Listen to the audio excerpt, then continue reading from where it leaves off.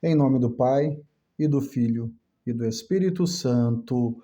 Amém. Louvado seja o nosso Senhor Jesus Cristo, para sempre seja louvado. Caríssimo irmão, caríssima irmã, meu nome é Reginaldo Bernardi, e esse é o nosso canal, Dicas da Fé Católica, canal sobre doutrina, não é? Nós levamos um pouco de conhecimento sobre a fé católica, a doutrina católica, mas também é um canal oracional. Aqui nós rezamos o Santo Terço da Divina Misericórdia, nós rezamos sim o ofício divino, a liturgia das horas. Depois da Santa Missa, essas são as orações mais importantes da Santa Igreja, tá bom? E é bom você aprender a rezar. O ofício divino, liturgia das horas, ela é uma oração que os religiosos fazem. Os padres, as irmãs religiosas, os irmãos religiosos, por obrigação, eles fazem todos os dias essas orações. A igreja incentiva a nós, para que nós leigos também peguemos o gosto de fazermos essas orações que são tão importantes, não é? A oração das laudes de manhã, das 12 horas, né? Meio-dia, a oração das vésperas e as completas. Feitas todas elas no seu devido horário, você rezando aqui está rezando junto com os religiosos do mundo inteiro. Todas as pessoas que rezam a liturgia das horas ao redor do mundo, os católicos ao redor do mundo, que rezam a liturgia das horas, rezam junto com você. Então, há uma unidade, não é como na Santa Missa. Na Santa Missa, na nossa Santa Liturgia, o que acontece aqui na minha cidade, ali na sua cidade, acontece ao redor de todo mundo católico, né? Então, muito importante aprender o ofício divino. Bom, nós estamos caminhando dentro do conteúdo do Catecismo da Igreja Católica. Esse documento tão importante para nós, não é? Aprovado por São João Paulo II no ano de 1992 e publicado, não é? É um resumo. O Catecismo da Igreja Católica, ele é um resumo de toda a doutrina católica, tá bom? Aqui nós temos o nosso Lex Credendi, que ele é baseado no credo niceno-constantinopolitano. Nós temos o nosso Lex Celebrandi, que ele é baseado nos 7 sacramentos. O nosso Lex Orandi, que é baseado na oração do Pai Nosso. E o nosso Lex Vivendi, que é a moral católica, que é baseada nos 10 mandamentos da lei de Deus, tá bom? E isso está tudo, essas 4 partes, está toda ela desdobrada dentro do Catecismo da Igreja Católica. Esse que é o documento mais importante da Igreja. Há aqueles que digam que os que puderem, os católicos que puderem, comprar esse documento nas livrarias católicas e guardar. Porque se um dia alterarem alguma coisa da dogmática que está aqui dentro, não vai valer. O que vai valer é esse aqui, tá bom? Não podem mudar alguma coisa em termos de moral, porque surgiram muitas coisas novas aí, não é? Aliás, esse catecismo aqui, ele surgiu porque o catecismo anterior, o catecismo romano, ele tinha ficado meio que velho em relação a algumas coisas de moral. Por exemplo,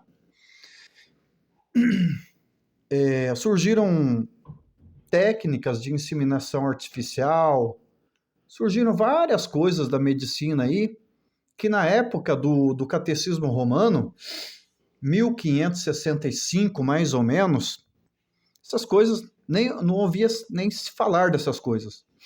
Por exemplo, se surgirem novidades assim notórias, novidades marcantes, pode ser que mude alguma coisa do catecismo, mas apenas nessa questão de moral. Na dogmática, não se mexe, tá? Então, porque o catecismo, o catecismo romano, eu já disse isso aqui, mas vou dizer. O catecismo romano, ele surgiu no contexto da Reforma Protestante de Martinho Lutero. Depois da Reforma Protestante de Martinho Lutero, foi necessário convocar o Concílio Tridentino, um dos maiores concílios da Igreja, que durou de 1543, mais ou menos, 1545, durou de 1545 até mais ou menos 1563 ou 73, uma coisa assim. Eu sei que foram 18 anos de Concílio Tridentino. Aí, em 1585, veja só, 1565, 1585, mais ou menos, o Papa Pio V, ele pediu que se fizesse um catecismo para nortear, porque surgiram, assim, muitas dúvidas a respeito de fé e doutrina por conta da reforma de Lutero. Então, o Papa São Pio V, ele pediu que se fizesse um catecismo chamado Catecismo Romano, para nortear o povo católico, principalmente o povo do clero aí, né, que estava em dúvida a respeito de alguns assuntos ligados à fé e à moral. E aí o Catecismo Romano, ele teve vigência na igreja por mais ou menos 430 anos. Ele durou até um pouco depois do Concílio Vaticano II, 1992, até a data da publicação do Catecismo da Igreja Católica. E por que surgiu o Catecismo da Igreja Católica? Bom, meus amados, o Catecismo da Igreja Católica, ele surgiu também por conta do Concílio Vaticano II, porque após o Concílio Vaticano II, surgiram também, como no caso da reforma de Lutero, algumas dúvidas importantes a respeito de fé e doutrina e moral e tudo mais. Aí foi necessário que o Papa São João Paulo II ele convocasse um sínodo. O sínodo é uma reunião com alguns bispos de vários cantos do mundo aí, né? Cardeais e bispos de vários cantos do mundo. Foram mais ou menos foram 12 cardeais convocados. Isso em 1985. O Concílio Vaticano II ele durou de 62 a 65, ou 63 a 65. Terminou em 65. 20 anos depois, foi convocado por São João Paulo II este sínodo, com esses bispos, para discutir algumas coisas referentes à igreja. E nesse sínodo, esses bispos e esses cardeais chegaram para o Papa João Paulo II, conversaram com ele: santidade, nós precisamos de um novo catecismo, né? E São João Paulo II já havia pensado nisso, realmente nós precisamos redigir um novo catecismo para nortear a igreja e tudo mais, né? E aí, o Papa pediu aos cardeais que elaborassem alguma coisa, né? Nesse sentido, um resumo, assim, um artigo sobre o catecismo. Fizeram alguma coisa? Bom, resumo da ópera. em 1992, entregaram para o Papa, foram 6 anos. Vejam só, de 85 a 92, 7 anos. Foram 7 anos estudando as coisas da igreja para elaborar esse catecismo. Enfim, com digamos assim, a primeira cópia, ou melhor, o primeiro impresso do catecismo, entregaram nas mãos de São João Paulo II para ver se ele aprovava. E ele aprovou. E em 1992, ele pediu que publicasse o Catecismo da Igreja Católica. E está vigente até hoje, né? De 92 para cá, 2002, 2012, 2022, 30 anos. 32 anos nós temos esse tesouro que a igreja nos deu, né?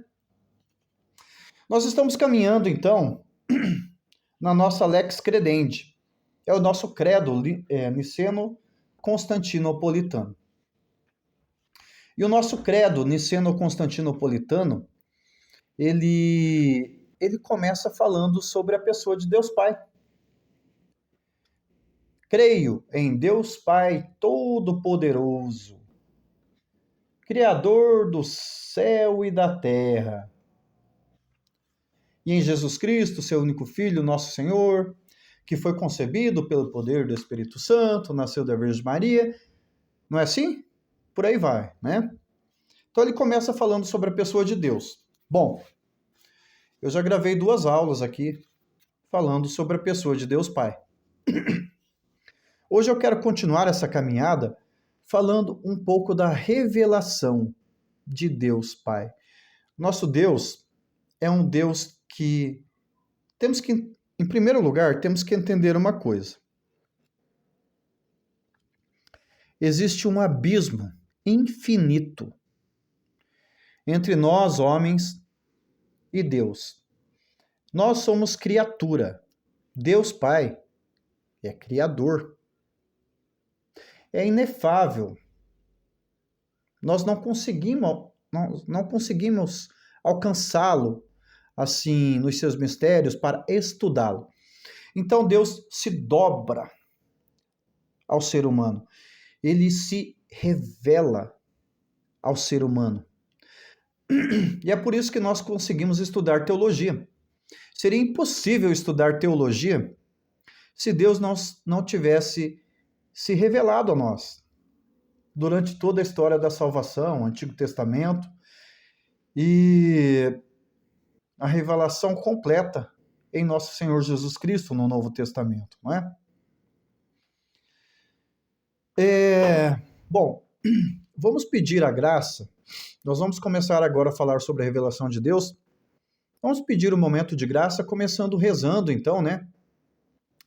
Jesus disse aos apóstolos: sem mim, nada podeis fazer. Portanto, tudo que nós vamos fazer, começar um trabalho, um estudo, temos que antes começar rezando, tá bom? Em nome do Pai, do Filho, do Espírito Santo. Amém. Pai nosso, ou melhor, vamos pedir a inspiração do Espírito Santo. Vinde, Espírito Santo, enchei os corações dos vossos fiéis. E acendei neles o fogo do vosso amor. Enviai, Senhor, o vosso Santo Espírito, e tudo será criado, e renovareis a face da terra. Oremos. Ó Deus, que instruíste os corações dos vossos fiéis com a luz do teu Espírito Santo, fazei que nós apreciemos retamente todas as coisas segundo o teu mesmo Espírito, e gozemos sempre da sua consolação. Por Cristo, Senhor nosso. Amém. Pedindo a intercessão da Santíssima Virgem Maria para que esse nosso momento também seja frutuoso. Ave Maria, cheia de graça, o Senhor é convosco. Bendita sois vós entre as mulheres, e bendito é o fruto do vosso ventre, Jesus. Santa Maria, Mãe de Deus, rogai por nós, os pecadores, agora e na hora de nossa morte. Amém. Glória ao Pai, ao Filho e ao Espírito Santo, como era no princípio, agora e sempre. Amém. Glorioso São José, patrono da Igreja Católica Apostólica Romana, intercede, roga por nós. Em nome do Pai, do Filho e do Espírito Santo. Amém. Caríssimos irmãos e irmãs em Cristo, para ser breve, Deus começa a se revelar. Como eu dizia, nunca poderíamos estudar teologia se Deus não tivesse se revelado a nós durante a história da salvação. Como é que, por exemplo, nós chegaríamos à conclusão de que existe a Santíssima Trindade, que Deus, ao mesmo tempo, é três e um, se ele não tivesse revelado isso? Jamais. Como eu disse, existe um abismo infinito entre o Criador e nós, criaturas, tá?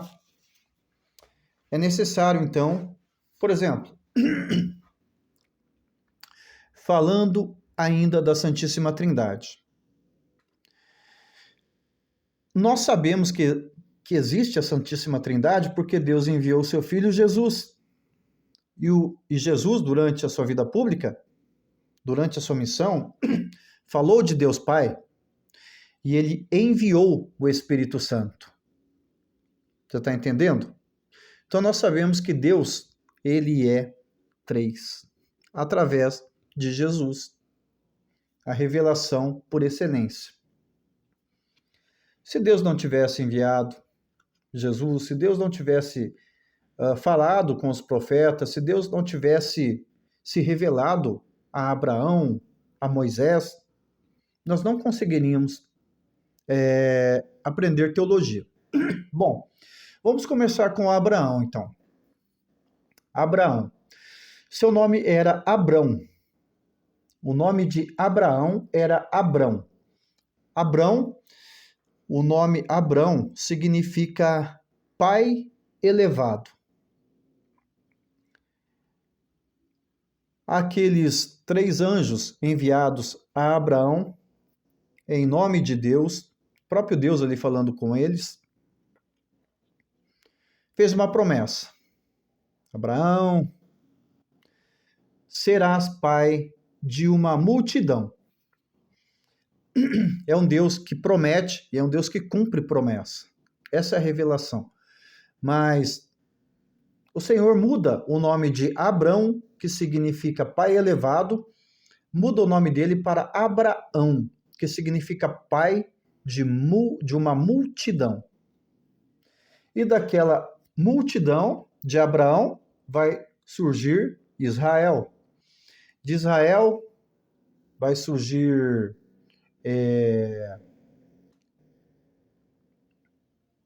a tribo de Davi, de onde vem Jesus.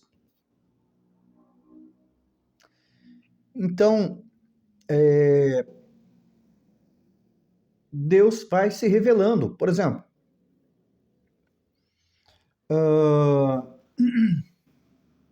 a Moisés. Como que Deus se revelou a Moisés? Bom, no contexto,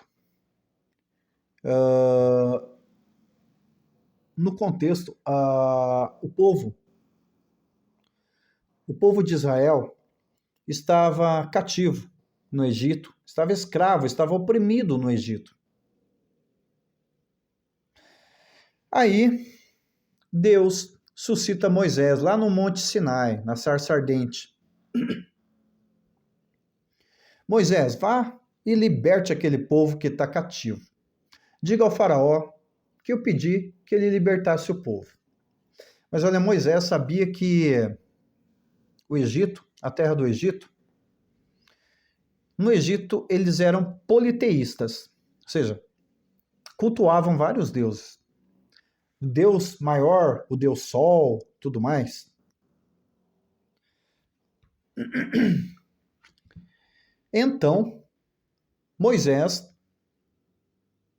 indagou a Deus, pôs uma interrogação. Mas, Senhor, qual que é o seu nome? Qual que é o nome que eu devo dizer para o faraó que pediu para que ele libertasse o povo? Aí acontece uma coisa muito interessante. Deus revela a Moisés o seu nome. Ele dá a Moisés o tetragrama sagrado. Tetragrama, tetra vem de 4.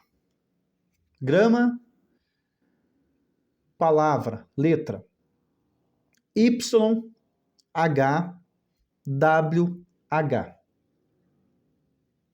YHWH, que significa eu sou. Vá ao faraó e diga que eu sou pediu para libertar o povo. Ok. E Moisés prontamente foi, e depois de muito custo, aconteceu muita coisa, as pragas do Egito e tudo mais, conseguiu libertar aquele povo. Mas o importante aqui é a revelação de Deus. YHWH, que hoje nós conhecemos como Iavé. Que no grego nós vamos ter a palavra Kyrios,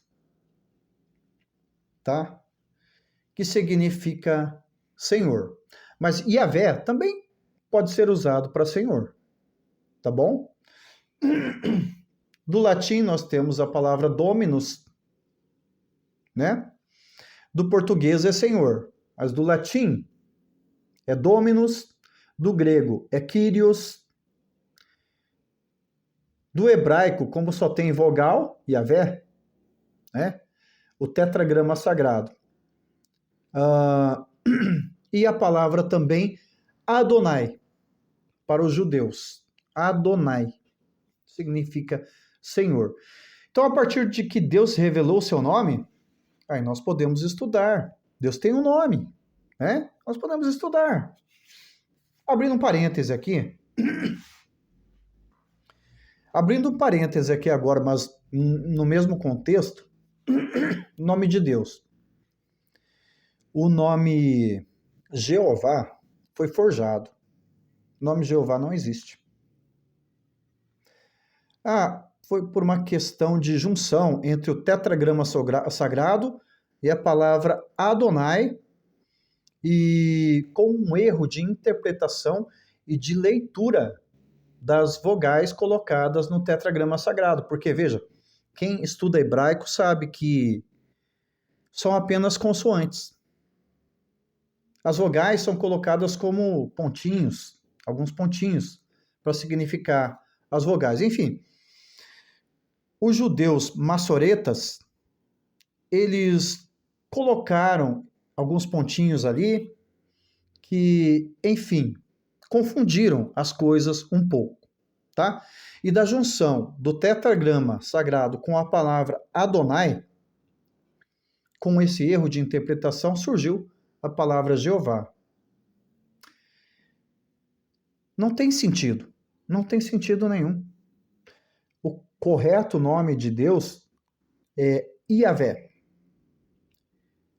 Para o nosso português, Javé, tirado do tetragrama sagrado YHWH. Então, o nome de Deus é Javé. E a partir daí nós podemos estudar a Deus. Tá bom?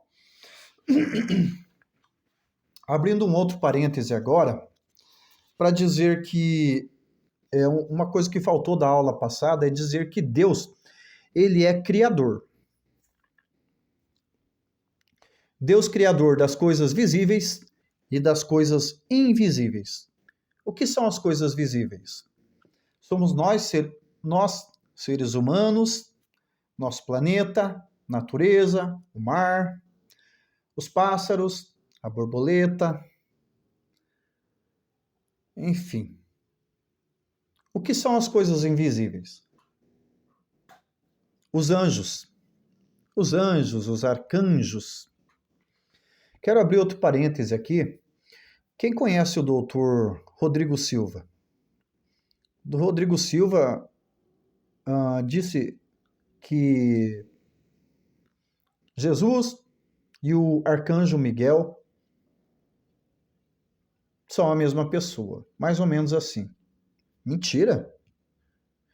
O arcanjo Miguel é criatura, é criação de Deus. Jesus Cristo é o próprio Deus. Ora, como eu já disse aqui, existe um abismo infinito entre o Criador e a criatura. Tá bom? Então não existe isso. Enfim, é a fé dele, vamos respeitar, mas na fé católica isso não procede.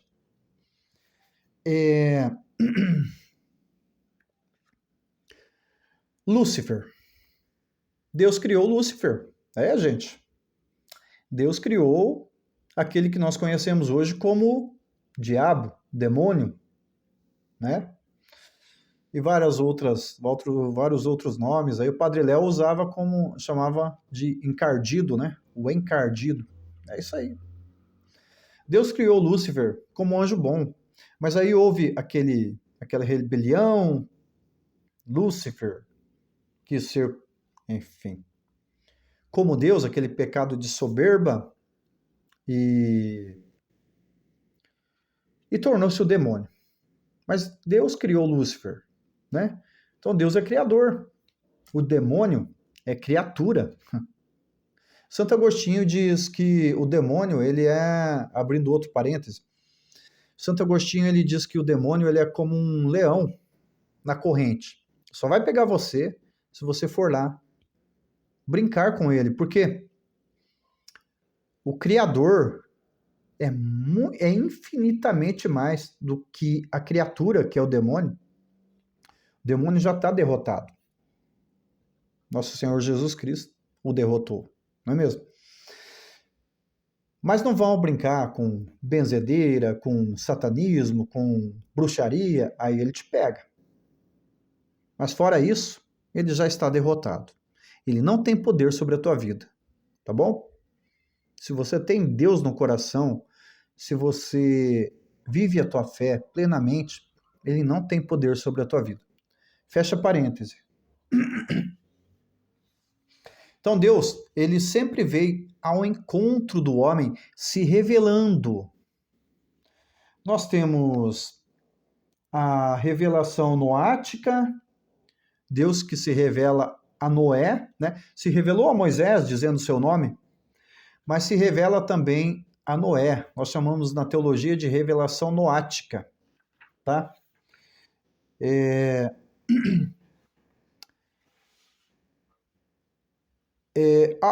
A Noé, Deus se revela como sendo pai, mas não aquele pai paternalista. Você está entendendo? Vou mandar o dilúvio, o povo pecou, né? Primeiro, na travessia do deserto, durante aquele tempo que o povo ficou no deserto, Deus foi preparando aquele povo, né? Havia muita idolatria. Deus queria que esse povo se livrasse da idolatria. Mas aconteceu que lá onde no Monte Horebe, do Sinai, onde Moisés recebeu a tábua com os 10 mandamentos, aquele povo se curvou à idolatria. Construiu um bezerro de ouro, Deus ficou enfurecido e destruiu aquele bezerro, tudo mais. Né? Então veja, Deus quer a salvação. Então Deus, ele é um pai que é justo, que quer a salvação de todos nós, mas ele não é um pai paternalista. O que é um pai paternalista? Pai paternalista é aquele que deixa que o filho faça o que ele quiser. Por exemplo, o filho diz para o pai, vou sair com o teu carro hoje, vou para uma festa, vou voltar em casa bêbado. Filho, vai. Volta do jeito que você quiser, volta bêbado, que você quiser, volte até morto. Esse é um pai paternalista, que passa a mão na cabeça do filho. Deus não é assim. Deus educa através de algumas coisas, né? Por exemplo, nessa caminhada do povo no deserto, o povo teve fome, Deus deu o maná, mas esse povo continuou murmurando contra Deus. Ah, queremos carne. Mandou as codornizes, tá? Só que esse povo continuou sofrendo. Deus não deu tudo o que eles queriam. Deus não deu assim. Deus vai dando as situações, né? Para o povo ir aprendendo. Mandou o maná. Ficaram fartos do maná. Teve que mandar as codornizes e tudo mais, né? Aí, na revelação noática, Deus resolveu exterminar esse povo, né? Deus mandou o dilúvio. Se houve um dilúvio, a ciência diz que não houve um dilúvio universal que inundou toda a Terra. Mas se houve um dilúvio, foi uma correção de Deus, porque ele não é paternalista. E qual que é a revelação noática? Deus faz uma aliança com Noé. Porei o meu arco nas nuvens. Enquanto o meu arco estiver nas nuvens, referindo-se ao arco-íris, não mais castigarei o meu povo. Então, essa é a revelação de um pai justo, de um pai que não é paternalista. Tá bom?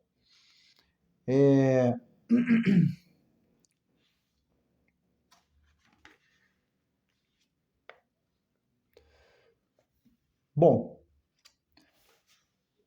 parágrafo 56. Desfeita a unidade do gênero humano pelo pecado, Deus procura, antes de tudo, salvar a humanidade, intervindo em cada uma de suas partes. A aliança com Noé, aliança noática, depois do dilúvio, exprime o princípio da economia divina para com as nações, isto é, para com os homens agrupados segundo seu país, língua, família e nação. Economia, vamos entender essa palavra. Na teologia, na Sagrada Escritura, a palavra economia não tem nada a ver com dinheiro, com ficar economizando dinheiro. Tem um ministro da Economia que cuida das finanças do país e tudo mais. Não é nada disso. Economia significa cuidar da casa. Cuidar da casa. Administrar a casa. Ou seja, a economia da salvação. Deus vai administrando, tem um plano salvífico, né? O plano salvífico de Deus. Essa é a melhor definição para economia. Plano salvífico de Deus. 57. Esta ordem cósmica, social e religiosa da pluralidade das nações destina-se a limitar o orgulho de uma humanidade decaída que, unânime em sua perversidade, gostaria de construir por si mesma sua unidade à maneira de Babel. Contudo, devido ao pecado, o politeísmo, assim como a idolatria das nações e de seu chefe, constitui uma contínua ameaça à perversão pagã para essa economia provisória.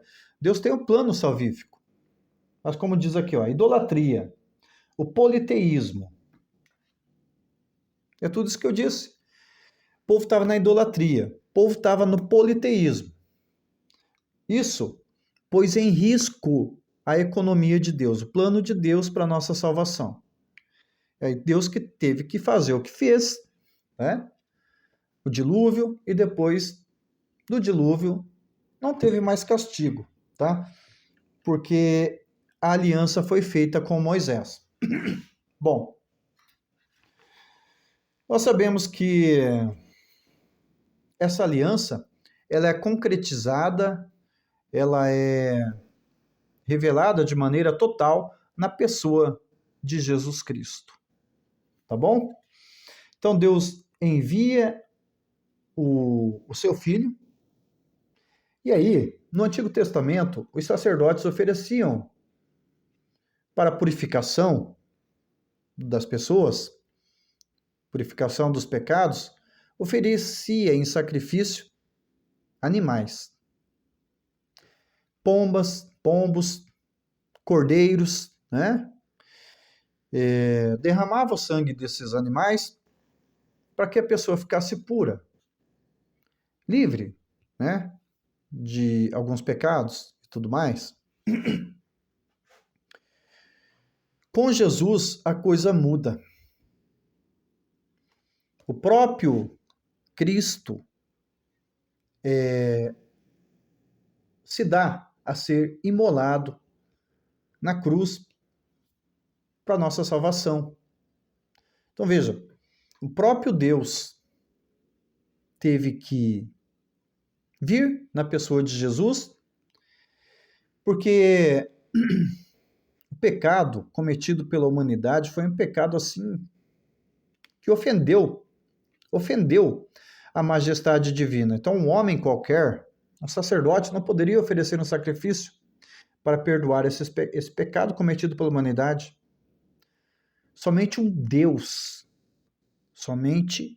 Deus poderia corrigir isso. Já eu vou gravar uma aula só sobre isso. União hipostática. Já ouviram falar? As duas naturezas de Jesus, humana e divina. Elas nunca se separam. Então, houve, sim, um Deus aqui na cruz. Alguns dizem, na cruz ali, um Deus não morre, né? Então, na cruz ali, Deus deu um tempo. Mas será que foi isso mesmo? Eu só sei de uma coisa. À direita de Deus Pai, nosso Senhor Jesus Cristo está sentado à direita de Deus Pai com as duas naturezas, humana e divina. Então, Deus humano está sentado à direita de Deus Pai.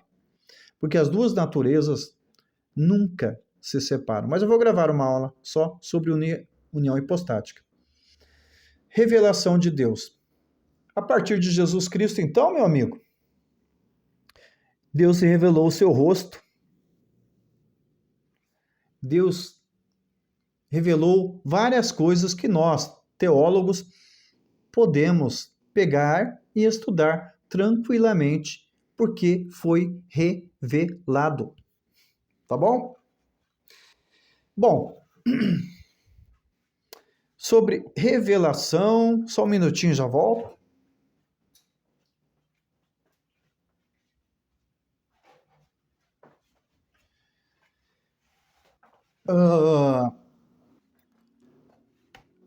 Nós entendemos também que a revelação ela foi feita por escrita e também foi feita transmitida oralmente. Então, esse é um assunto para a nossa próxima aula. Nós vamos falar um pouco sobre a Sagrada Escritura, que é a Bíblia, e também sobre a Sagrada Tradição Apostólica, que é tudo aquilo que Jesus Cristo fez entre nós, que os apóstolos, testemunhas oculares, viram, transmitiram oralmente e chegou até nós. Isso chama-se Sagrada Tradição Apostólica, porque nós católicos nós temos uma máxima que diz o seguinte: tudo que está na Bíblia é verdade, mas nem tudo está na Bíblia. Jesus diz: muitas coisas ainda tenho ensinar-vos, né? porém nós podeis compreender agora. Mandarei o Paráclito, o Espírito da Verdade, que ensinar-vos-á todas as coisas.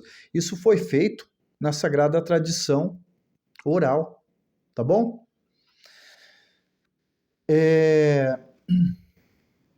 E também um evangelista vai dizer que se fossem escritos todos os livros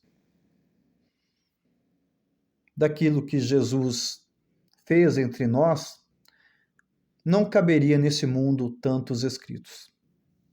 Sagrada tradição apostólica, transmissão oral. Então, tudo que está na Bíblia é verdade, mas nem tudo está na Bíblia. Então, nós vamos falar um pouquinho na nossa próxima aula a respeito da sagrada tradição apostólica e nós vamos continuar a nossa caminhada falando sobre a revelação de Deus, tá bom? Eu peço que o Senhor abençoe você e a toda a sua família. Mande seus anjos para proteger e guardar vossos lares materiais contra qualquer tipo de perigo, tá bom? Continuaremos sempre unidos e reunidos em nome do Pai e do Filho e do Espírito Santo. Amém. Deus abençoe grandemente a todos e a cada um. A gente volta com mais teologia, mais doutrina, também com mais orações. Deus abençoe.